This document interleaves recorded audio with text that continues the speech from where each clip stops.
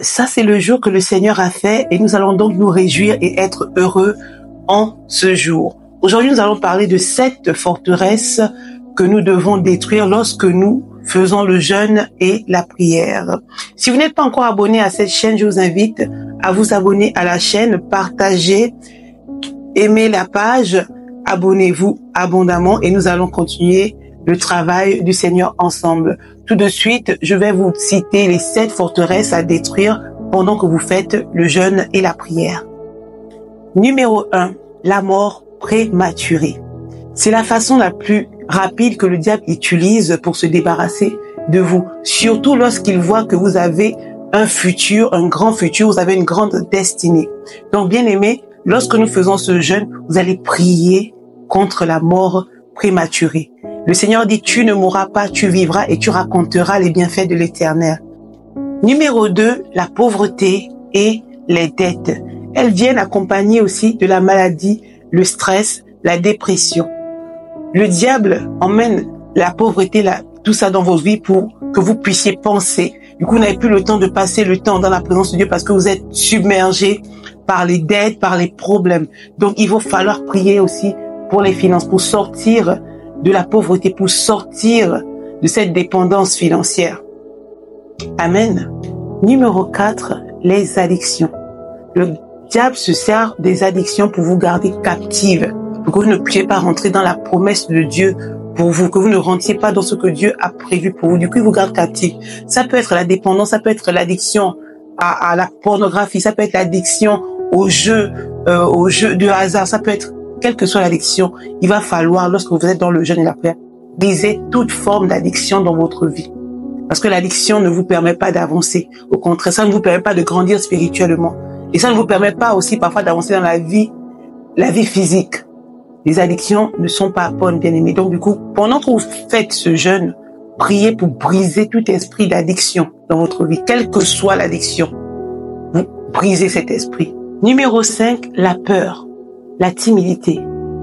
Elles entraînent le doute. Là où il y a la peur, il ne peut pas avoir la foi, parce que la foi ne fonctionne pas avec la peur. Donc du coup, vous allez installer le doute. Et Dieu nous demande d'avoir foi, parce que la foi peut déplacer les montagnes, la foi peut faire en sorte que l'impossible devienne possible. Bien aimé, donc pendant que vous faites le jeûne aussi, priez pour l'esprit de peur, que l'esprit de peur soit chassé, que l'esprit de courage domine, prenne possession de vous, parce que Dieu est un Dieu de courage et Dieu nous a pas donné un esprit de peur. Numéro 6, la jalousie, l'envie, la revanche. Bien aimé, souvent, vous êtes amer parce que vous voyez l'autre à côté, il est en train de prospérer. Ça crée la jalousie. C'est tout ce qui emmène la sorcellerie. D'où vient la sorcellerie? La sorcellerie naît de la jalousie. Quelqu'un vous envie, il voit que vous prospérez, il ne sait pas par où vous êtes passé. Il va commencer à aller voir le marabout à côté pour dire non, je veux être comme la personne. Je veux que ces affaires ne fonctionnent pas.